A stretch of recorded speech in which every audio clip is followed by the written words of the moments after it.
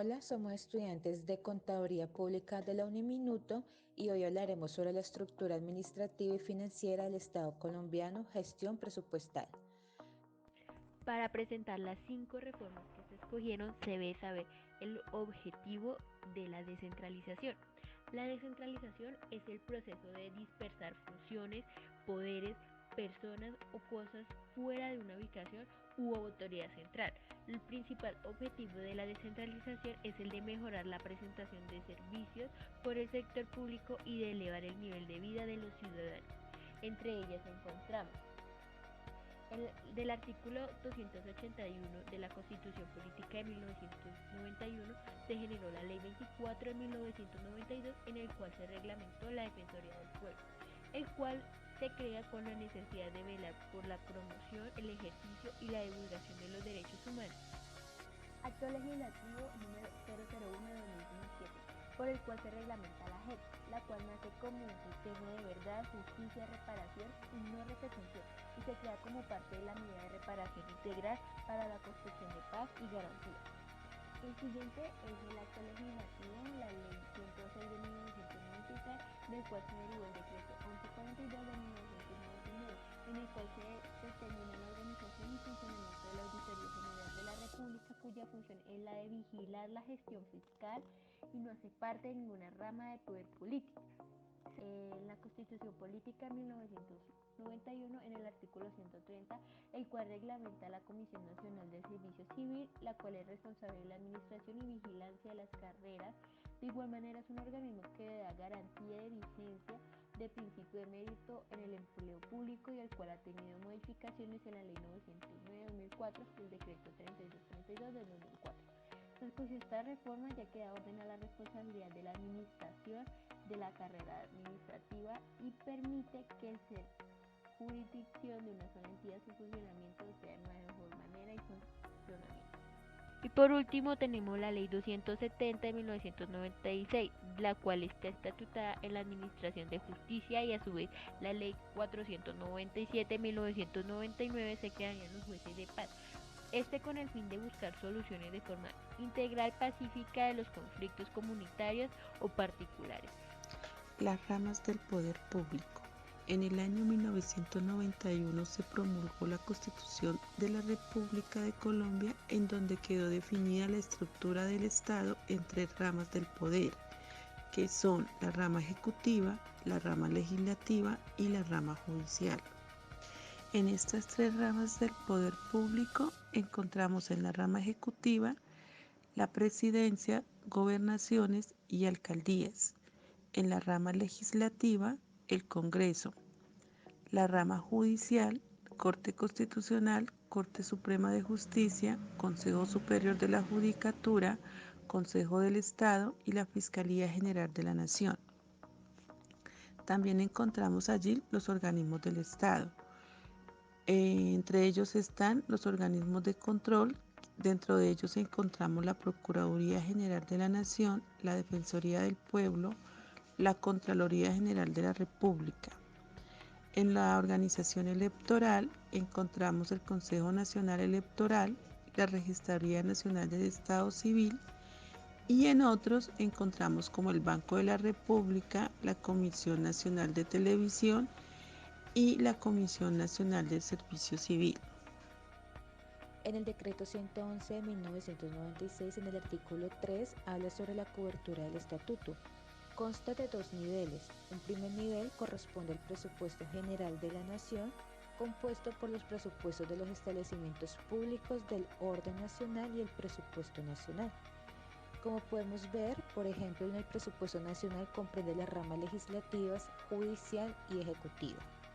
Ya en el segundo nivel se incluye la fijación de las metas financieras a todo el sector público y la distribución de los excedentes financieros de las empresas tanto industriales como comerciales del Estado y de las sociedades de economía mixta con el régimen de aquellas. El presupuesto se constituye en un mecanismo de racionalidad de la actividad estatal mediante el cual se cumplen funciones redistributivas en la sociedad. Se hacen efectivas las políticas económicas de planificación y desarrollo y se lleva a cabo una estimación anticipada de los ingresos. Organismos de control del Estado. Ese se encuentra dividido por la Contraloría General de la República, por la Auditoría General de la República y por el Ministerio Público. Estos organismos son aquellos a los que la Constitución política les confía las funciones relacionadas con el control disciplinario, defender al pueblo y el control fiscal.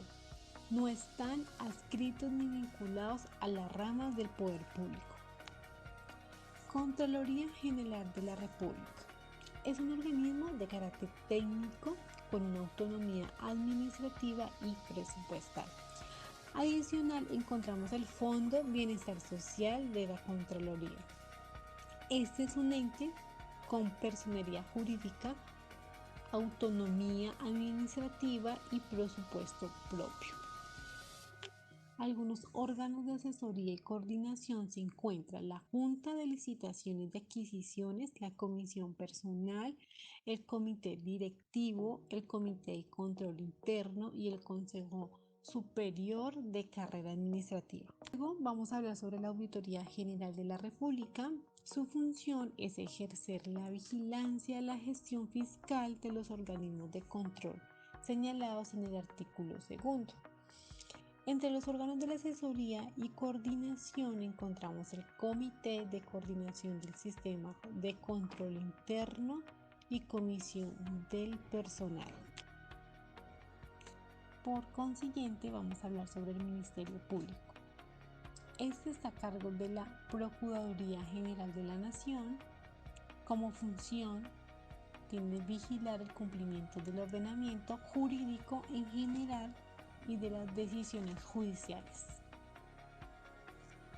En el Ministerio Público, el Procurador General de la Nación ejerce directamente las funciones que le otorga el artículo 278 de la Constitución Política.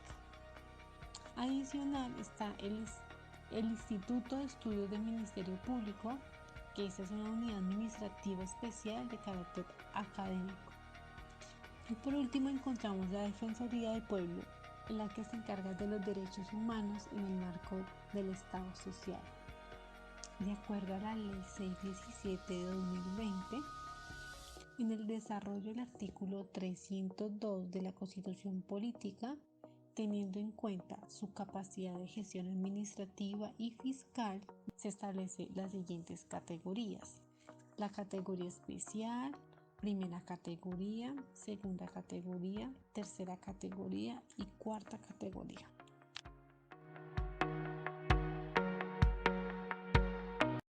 Hola, somos estudiantes de Contaduría Pública de la Uniminuto y en esta ocasión daremos inicio a la segunda parte de la cartilla de seguimiento a la gestión presupuestal.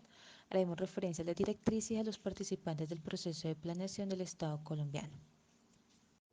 A continuación, les voy a hablar sobre los principios generales de planeación de acuerdo a la Ley 152 de 1994, las cuales rigen las actuaciones de las autoridades nacionales, regionales y territoriales en materia de planeación, las cuales son autonomía, que si bien ese principio hace referencia a la independencia que tienen los gobernantes y las alcaldías para realizar la planeación de los planes y programas a desarrollar durante un periodo fiscal. Como ejemplo, se tienen los recaudos por estampilla, pro adulto mayor, únicamente pueden ser utilizados para esta población vulnerable que es de la tercera edad. Otro principio de planeación es la ordenación de competencia, que es el proceso de planeación. Es importante tener en cuenta los criterios de concurrencia, contemplada y subsidiada toda vez que hay prioridad en la destinación de estos recursos. Otro principio es la coordinación. Este principio es de suma importancia, ya que indica que los planes de desarrollo nacionales deben ir en concordancia con los departamentales y municipales. Por ejemplo, se tiene el caso de las problemáticas por el mal estado de las vías secundarias en gran parte del país, lo que es obligación de la nación, pero que afecta a las comunidades municipales las más alejadas de las capitales. Otro principio es la consistencia. La definición de este tipo de planeación es totalmente acertada, ya que algunas ocasiones al momento de elaborar los planes de desarrollo no se guarda congruencia entre los proyectos estipulados y el presupuesto disponible para llevar a cabo dicho proyecto. Otro tipo de principio es la prioridad del gasto público social. Este es de gran importancia, priorizar en toda entidad pública el gasto público social, ya que en gran parte de la comunidad es la razón de ser de la entidad. Por ejemplo, se tiene la priorización del presupuesto de los recursos por transferencias en régimen subsidiado en salud, educación, adulto mayor, subsidios de servicios públicos y entre otros. Entre otros principios de planeación tenemos la ordenancia de competencia, la continuidad, la participación, la sustentabilidad ambiental, el desarrollo armónico de las regiones, el proceso de planeación.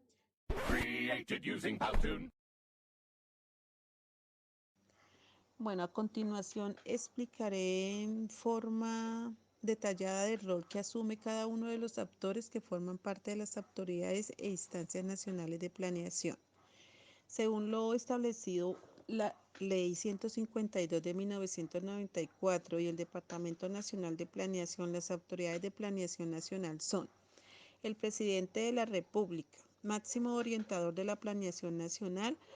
Él, junto a su equipo de ministros, son los encargados de construir el plan de desarrollo de acuerdo a las necesidades del país. El Consejo Nacional de Política, Economía y Social, COMPES y el COMPES Social. Es el encargado de proponer planes y programas parcialmente para el área económica y social del país. El Departamento Nacional de Planeación.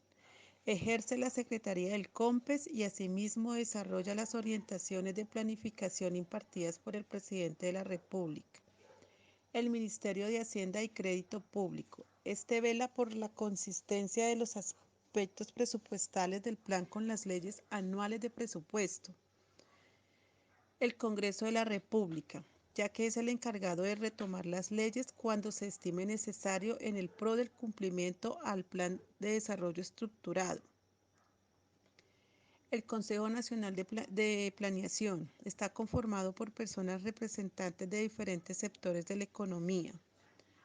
Los demás ministerios y departamentos administrativos en su ámbito funcional y en compañía de la Presidencia de la República son los encargados de construir el plan de desarrollo a partir de las necesidades del país.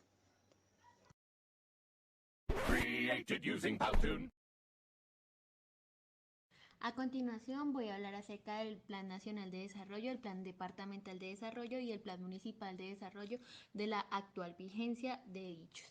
Primero que todo voy a hablar del Plan Nacional de Desarrollo, el cual es una hoja de ruta que establece los objetivos del gobierno y fija los programas, inversiones y metas para el cuatrienio. Permite evaluar sus resultados y garantiza transparencia en el manejo del presupuesto. Este se fija antes del comienzo de la nueva vigencia. El Pacto por Colombia y Pacto por la Equidad es un plan de desarrollo el cual busca alcanzar una inclusión social y productiva a través del emprendimiento y la legalidad. Este se desarrolla legalidad más emprendimiento es igual a equidad. La legalidad tiene como objetivo es asegurar y hacer efectiva la justicia transparente para que todos podamos vivir en libertad y democracia. Cada uno de estos se divide en unas líneas. Estas líneas nos sirven para trazar los objetivos de cada uno. Por ejemplo, en la legalidad tenemos la seguridad, autoridad y orden para la libertad, el cual busca desarticular organizaciones criminales y hacer del país un lugar un poco más seguro. Imperio de ley y convivencia, mejorar el sistema de justicia, participación ciudadana, diseñar y ejecutar rutas de promoción electoral, Colombia en la escena global, participaciones proactivas en las escenas internacionales y generar respuestas dinámicas a las crisis migratorias y alianzas contra la corrupción, lograr que los colombianos denuncien actos corruptos. De igual manera, seguimos con el emprendimiento, es el crecimiento económico que se potenciará con un entorno favorable y la creación de consolidación de un tejido empresarial sólido. Se busca tener las líneas que lo rigen son entornos para crecer, lo cual busca que los emprendedores tengan un alto potencial de emprendimiento. Transformación empresarial, promover que las empresas se adapten a las rutas tecnológicas. Un mundo de posibilidades, generar confianza. Estado simple, tomar medidas de reducir excesos de regulación. Campos de progreso, crear condiciones para que las tenencias de las tierras y las planificaciones de la producción agropecuaria promuevan el progreso. Y turismo, generar condiciones institucionales para el impulso del sector turístico, también en el empleo de ellos. Y uno de los más importantes, que es la equidad. Es un pacto por la equidad para ampliar oportunidades de todas las familias colombianas. Acá ya nos referimos al término familia.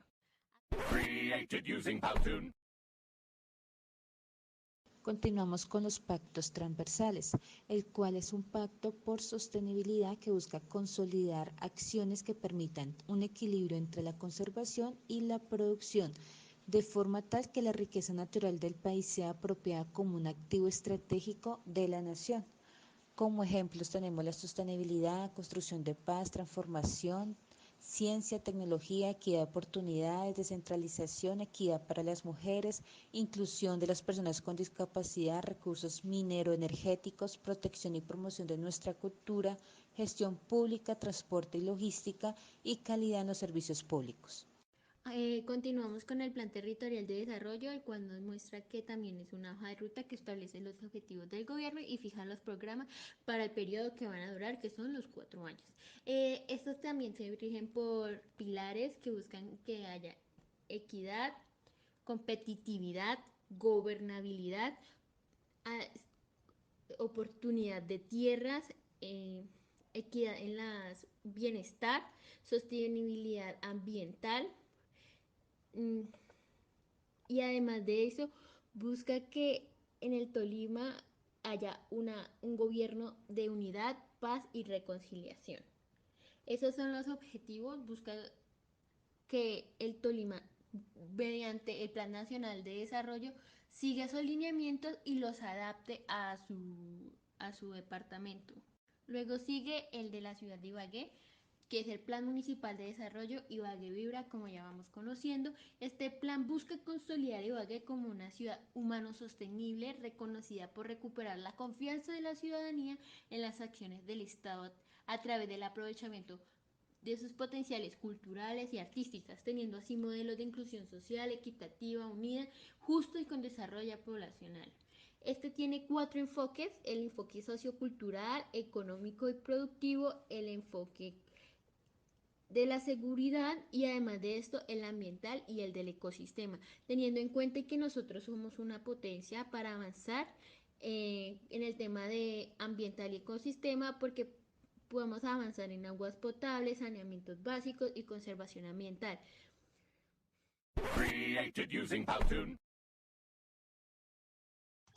A continuación les voy a hablar sobre los elementos más significativos del plan de desarrollo del municipio de Ibagué.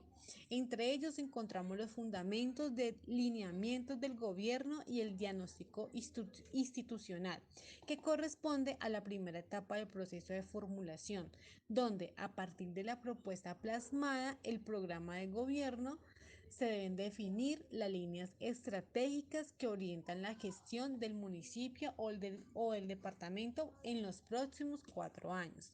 También tenemos el plan estratégico, que a través de este la entidad territorial orientará su gestión hacia el logro de los resultados del desarrollo, definiendo sus metas de acuerdo a las fuentes de recursos disponibles y sus competencias. También tenemos otro elemento muy importante, que es la gestión financiera, que es el plan plurianual de las inversiones. En esta última etapa, el proceso de construcción del plan de desarrollo, y en ella se realiza la distribución anual y por fuente de los recursos financieros. Y por último encontramos otro elemento que es el monitoreo y evaluación. En esta etapa ya se definen las pautas para adelantar adecuados procesos de recolección, análisis y reporte de la información, la oportuna informada toma de decisiones que se establecerá en el modelo del seguimiento que permitirá articular la medición de los resultados a la necesidad de estos proyectos.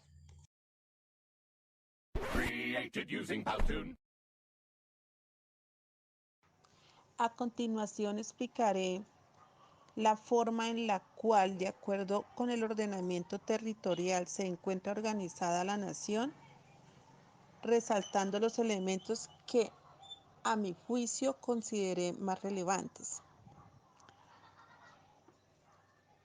Desde la Ley Orgánica del Ordenamiento Territorial, el principal objetivo es promover el aumento de la capacidad de descentralización, planeación, gestión y administración de sus propios intereses para las entidades e instancias de integración territorial.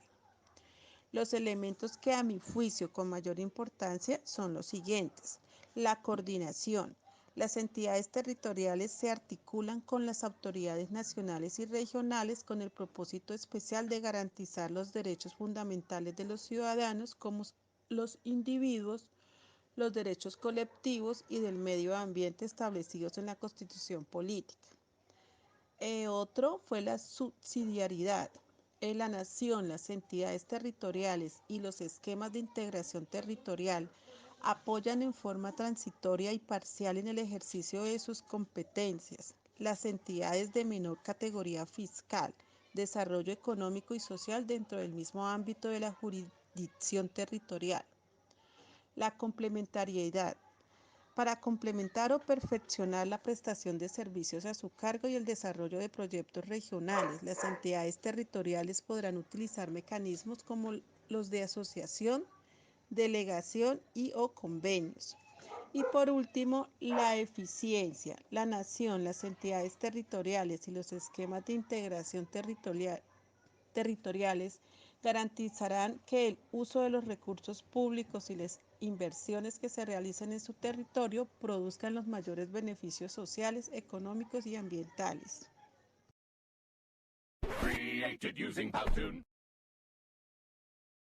Hola, somos estudiantes de Contaduría Pública de la Uniminuto y en esta ocasión daremos inicio a la segunda parte de la cartilla de seguimiento a la gestión presupuestal. Haremos referencia a las directrices y a los participantes del proceso de planeación del Estado colombiano.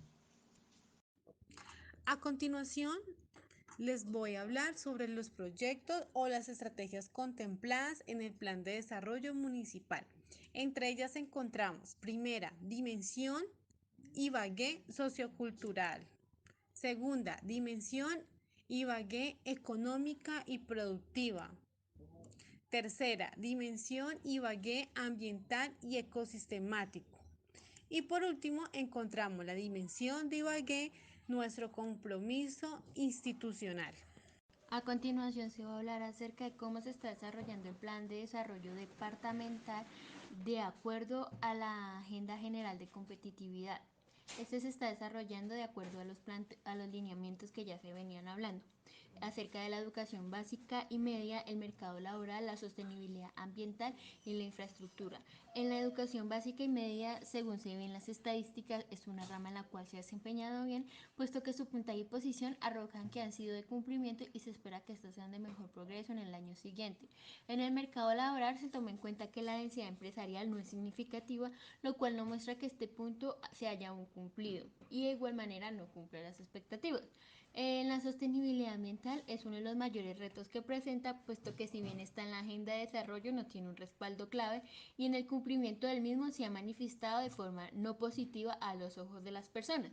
Y en la infraestructura su posiciona de manera adecuada, no bien ni mal, sino adecuada. De igual manera muestra un crecimiento y cumplimiento con la entrega de generación de obras, además de arreglos múltiples en las principales carreteras del departamento.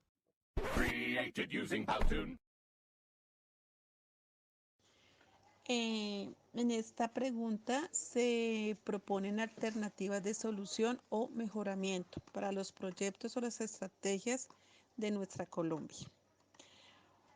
Pues de acuerdo al tema tratado y lo visto, se analiza o se reflexiona sobre el papel de los planes de desarrollo en el modelo actual de planeación de Colombia y se propone que no dependa del ciclo electoral.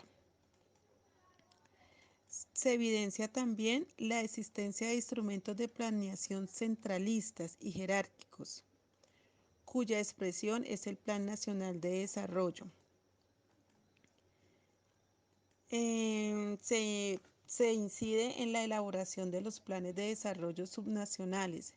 Desde la normativa se revela un discurso contradictorio que fomenta al tiempo que limita la actuación de los gobiernos locales y que se evidencia en instancias de participación como los consejos territoriales de planeación, los cuales se crean con un espíritu amplio y desde principios constitucionales generosos, aunque en la práctica se restringen, rediccionan o pierden su función y objetivos.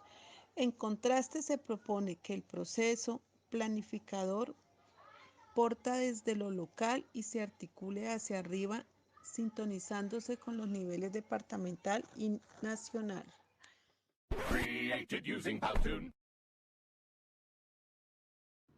Buenas tardes, somos estudiantes de Contaduría Pública de la Uniminuto y hablaremos sobre la actividad número 7 de Finanzas Públicas, la cartilla de seguimiento a la gestión presupuestal, parte 4, en este caso, transferencias territoriales. El gasto público. Se dice que el gasto público está conformado por los diferentes desembolsos mediante los cuales el Estado, en sus niveles de gobierno, al igual que sus diferentes grados de inversión y erogación para cumplir con función de propender el crecimiento y el desarrollo del país con miras en el tiempo de generar bienestar en la sociedad. De igual manera, algunos datos acerca del gasto público es que el gasto público es una de las mediciones entre el Estado y la sociedad, la cual permite regular las tensiones entre la economía y la política. El gasto se genera en las operaciones del Estado y comprende los funcionamientos, el servicio de la deuda y la inversión. Su naturaleza y límites derivan de la logística capitalista de los remuneramientos. El gasto de funcionamiento está dividido en diferentes secciones, como el gasto general, son los gastos necesarios para el funcionamiento normal de las entidades, los gastos personales, que son los gastos por las prestaciones de servicio, y las transferencias son los desembolsos a las personas naturales o jurídicas de carácter privado, normalmente sin carácter de contraprestación o de servicios y bienes. En los servicios de deuda tenemos la externa y la interna. La externa es la que se paga con moneda extranjera a los acreedores y la interna es la que se paga con la moneda nacional. El monto es durante la vigencia fiscal por amortizaciones, intereses y comisiones de préstamos contratados con acreedores de la nación. Tenemos que la inversión son los gastos destinados a invertir por medio de las cuales se espera obtener una utilidad o ganancia y tiene como objetivo el mejoramiento de la estructura físicamente, económica y social.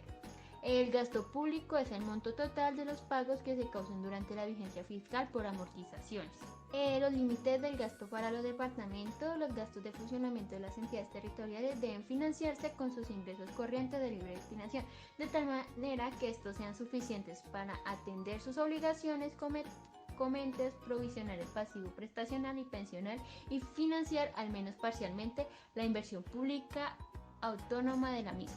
Se puede decir que durante cada vigencia fiscal los gastos de funcionamiento no podrán superar como proporción de ingresos corrientes de libre destinación en base a los límites presentados en la tabla. Entonces nos muestran que hay unas categorías, la especial, la primera, la segunda y la tercera y cuarta. El límite de la especial es de 50, de la primera es de 55, de la segunda es de 60 y la tercera y cuarta es de 70. De igual manera, estos tienen gastos corrientes generados, gastos de capital, gastos de transferencia y los gastos de inversión. A continuación vamos a observar en un cuadro de forma ordenada los gastos de la nación. Algunos de ellos en el sector agricultura y desarrollo rural, otros comercio, industria y turismo, tenemos el de educación, el de empleo público, el de fiscalía, tenemos el de hacienda, tenemos el de minas y energía, tenemos la rama judicial, salud y protección, trabajo y entre otros. Revisando cada uno de estos gastos en Colombia, el presupuesto de la nación se descompone en gastos de funcionamiento y en gastos de inversión. Los gastos de funcionamiento son los gastos operativos recurrentes del presupuesto y el gasto de inversión incluye la formación bruta del capital que realiza el Estado. Resumiendo lo anterior, en Colombia, según el marco fiscal de mediano plazo, el gasto público ascendería hasta el 21% en el PIB y en el 2020 el 23,8%. Si se suman los gastos que tuvimos con la emergencia económica que fue lo del COVID. Esos niveles que nos superan a nuestros pares regionales que en algunos casos gastan más de 30% en el PIB. De estas cifras se infieren dos conclusiones. En primer lugar, como bien lo menciona la reciente Comisión del Gasto, la política presupuestal no contribuye a mejorar la distribución del ingreso. Y en segundo lugar, el gasto público en Colombia es altamente inflexible a la baja.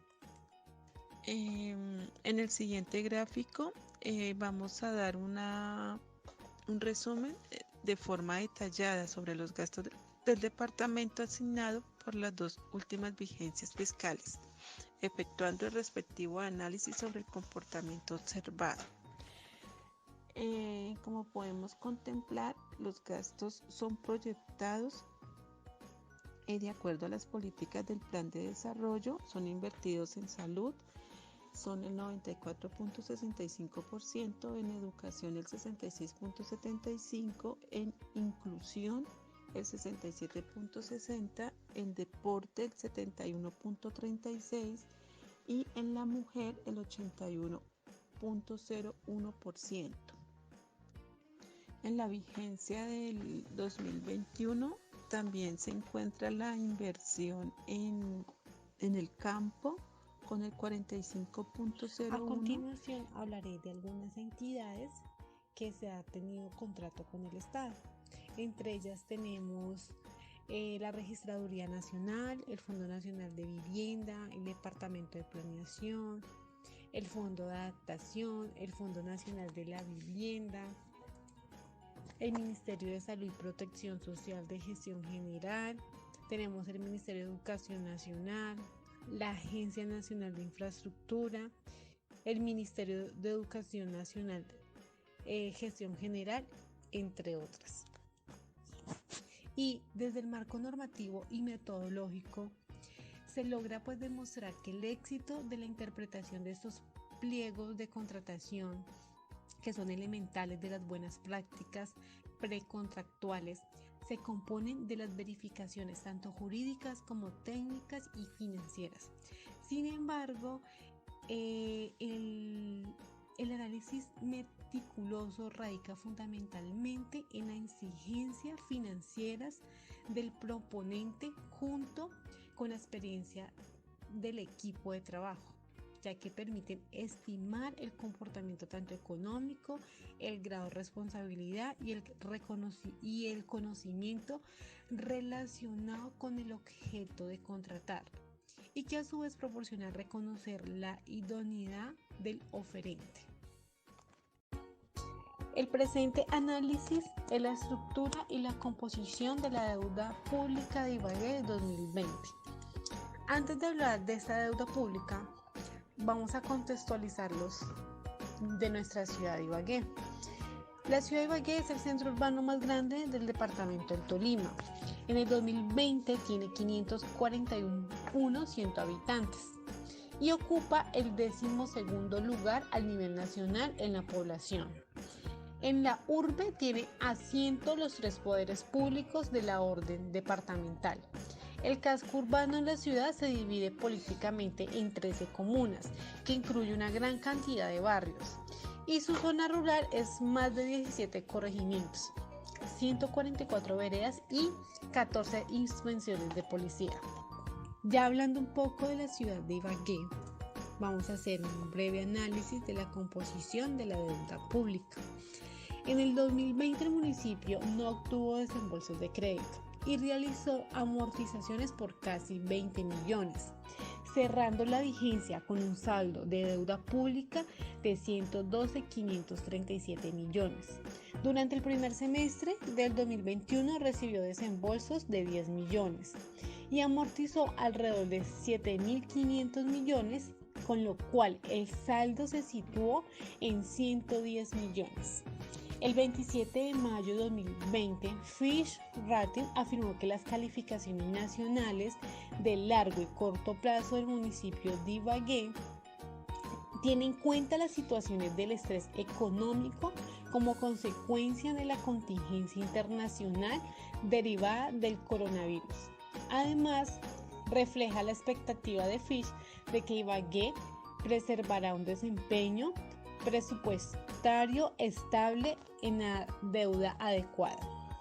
No obstante, en el consolidado del sector descentralizado, presentó en el año 2020 un superávit fiscal de 37.786 millones, resultado que contrasta con el déficit superior a 100 millones obtenido en el 2019. La situación más positiva le correspondió a la empresa ibaguereña de acueducto y alcantarillado.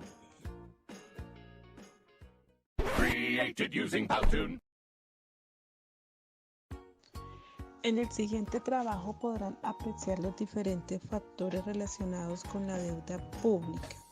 Es importante comprender que la deuda pública es uno de los principales indicadores que nos permite medir la salud financiera de nuestro departamento. La estructura conformada por el Despacho de Hacienda, Dirección Financiera de Contabilidad y Dirección Financiera de Presupuesto, Renta e Ingresos de Tesorería. La de Renta e Ingresos tiene unas divisiones que es la área de fiscalización y liquidación tributaria, área de cobro administrativo coactivo, grupo anticontrabando y el análisis tributario. El análisis de la estructura de la deuda pública de nuestro departamento del Tolima, vigencia 2020, de acuerdo a la funcionaria María del Carmen Muñoz, el presupuesto inicial aprobado para el año 2020 fue de 845.121 millones de pesos, con adiciones de 108.901 millones de pesos.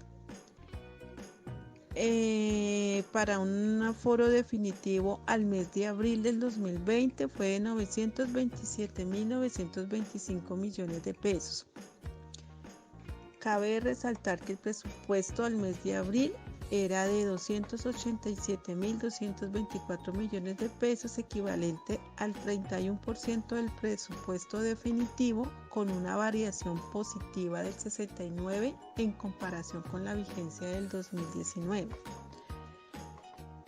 La ejecución presupuestal se detalla por componentes del gasto. En varios componentes se generó un recaudo de ingreso a las arcas del departamento a la fecha por los siguientes conceptos. Hubo ingresos por impuestos tributarios de 49.410 millones de pesos, no tributarios 19.794 millones de pesos, fondos especiales de 15.205 millones de pesos y recaudo del capital de 50.019 millones de pesos, fondo educativo de 182.000 millones de pesos.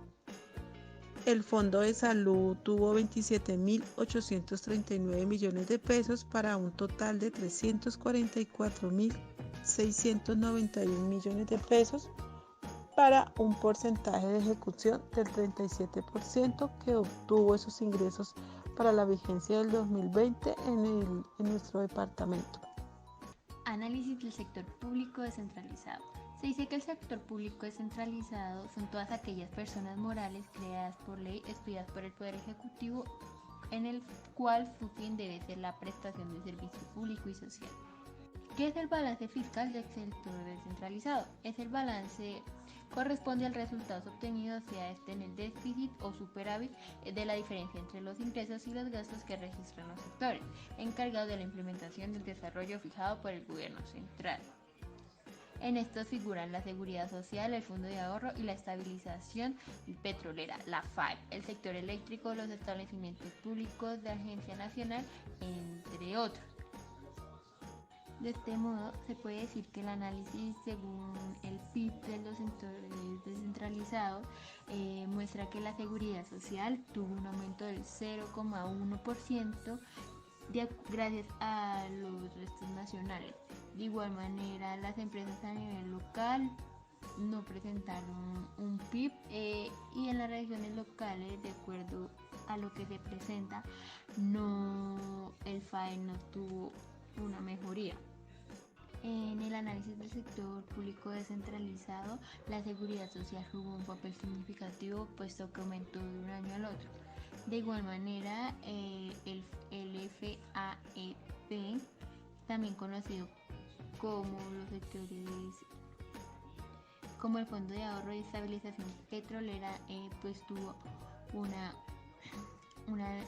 desmejoría, por así decirlo, igual que los restos nacionales.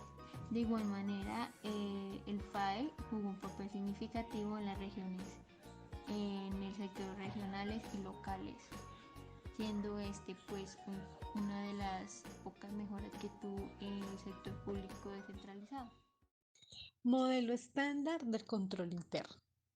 La importancia del control interno de la gestión pública es que ésta nos proporciona una estructura específica en elementos necesarios para construir y fortalecer el sistema de control público, en el cual debe ser entendido dentro del contexto de las características específicas de estas organizaciones, es decir, un enfoque para lograr objetivos sociales o políticos, la utilización de los fondos públicos, la importancia del ciclo presupuestario, la complejidad de su funcionamiento, lo cual conlleva hacer un balance entre los valores tradicionales como la legalidad, la integridad y la transparencia, y los modernos valores gerenciales como la eficiencia y la eficacia. También debemos resaltar su marco teórico, el cual nos enfoca con la Ley 489 de 1998 y la Ley 87 de 1993. Desde luego también vemos los cambios en su estructura, como lo vemos en la pantalla, tanto el MESI antiguo y el MESI actualizado. Y por último, los principios de MESI, que está el autocontrol, que es la capacidad de cada servidor público de controlar su trabajo, detectar desviaciones y efectuar correctivos. También tenemos el autorregulación, que es establecer de manera participativa las normas y procesos y procedimientos bajo un entorno de integridad, eficiencia y transparencia en la actuación pública. Y por último tenemos la autogestión, que esta se encarga de interpretar, coordinar, aplicar de manera efectiva, eficiente, eficaz la función administrativa que ha sido asignada. El rol del auditor en entidades públicas. La auditoría es una actividad independiente y objetiva de aseguramiento, consultoría con el fin de agregar valor y mejorar las operaciones de la entidad. Adicionalmente, este ayuda a las organizaciones a cumplir sus objetivos aportando un enfoque sistemático y disciplinado para evaluar y mejorar la eficacia de los procesos de gestión y de riesgo. Se dice que el rol que debe desempeñar el auditor en entidades estatales, fuera de conocer cuáles son sus funciones, debe tener en cuenta conocimientos acerca de la gestión, control estadístico de los procesos, saber trabajar en equipo, planificar, administrar, saber de normas legales, financieras, contables de los sistemas de información, así como lineamientos digitales. Se sabe que la suma de estos conocimientos le permitirá desarrollar sus actividades, ya que entrega elementos suficientes para priorizar y preparar las auditorías, todo bajo los principios de integridad, objetividad, confidencialidad, competencia y las reglas relacionadas. El auditor ejerce la auditoría de acuerdo a las políticas y prácticas apropiadas, en la cual le va a permitir identificar, evidenciar cambios que pueden tener impactos significativos, en los cuales puede comunicar para evitar riesgos futuros. La ejecución presupuestal es el proceso mediante el cual, en el transcurso de la vigencia fiscal, las entidades adquieren compromisos previas a expedición de certificado de disponibilidad presupuestal para la adquisición de bienes y servicios, así como las obligaciones de pago una vez recibido a satisfacción por parte de las entidades de dicho. Se dice que la ejecución presupuestal está dividido por sectores. A cada sector se le da tiene una apropiación vigente, tiene compromisos, obligaciones y tiene de estas obligaciones existen los pagos. Además de eso se conoce que están de acuerdo a su porcentaje de ejecución, asimismo se conocen. La planeación a la fecha del 2022 va en un 9,57%, la información estadística va en el 18,50%, las relaciones exteriores están en el 39,28%, de Hacienda 19,22%, la defensa y la policía tiene un pago del 32,54%, el interior 20,07%, comercio, industria y turismo el 23,83%, organismos de control el 28%, el empleo público el 19,76%, el Congreso de la República el 34,28%. Además de eso te dice que la planeación está dividida en departamentos de gestión, unidad administrativa y superintendencias de servicios. Cada uno de estos sectores está subdividido. También encontramos la educación, el sector de educación 42,89%, la presidencia de la República de las obligaciones que tiene ha ejecutado pagos del 8,0%, el servicio de la deuda pública el 32,61%, la registraduría el 47,41%, ciencia, tecnología e innovación tiene obligaciones de 112.000 millones, de los cuales ha tenido pagos de 104.000, mostrando una ejecución del 34,6%. La rama judicial el 31,25%, justicia y el derecho 20,18%, el trabajo 12,89%, ambiente y desarrollo sostenible 21,98%, inclusión social el 36%, inteligencia el 38,6%, deporte y recreación el 30%, cultura el 22%, salud y protección el 42%, tecnologías de la información y comunicaciones, que son las TIC, ha tenido el 41,82%, generando así ya la mayoría de sus pagos. Además de eso tenemos el transporte, que ha tenido una ejecución del 13,74%. Siendo así, la ejecución presupuestal por cada una de las entidades o sectores que posee. Hallazgos evidenciados en el seguimiento de la gestión presupuestal. El presupuesto de ingresos y gastos del municipio de Ibagué está forado por 708.549.905.527 pesos, de los cuales corresponden a proyección de ingresos al sector central, a Infibagué y a INDRI. De estos ingresos corrientes citados de 199.395 millones son de ingresos tributarios con un 29,53% de participación sobre lo mismo y 475.622 millones de no tributarios, y su participación está en el 70,4%. Dentro de los ingresos tributarios, los impuestos directos se concentran en la renta e impuesto predial, unificado con un valor de 96.746, teniendo una participación del 99,4% de dichos impuestos. Created using Powtoon.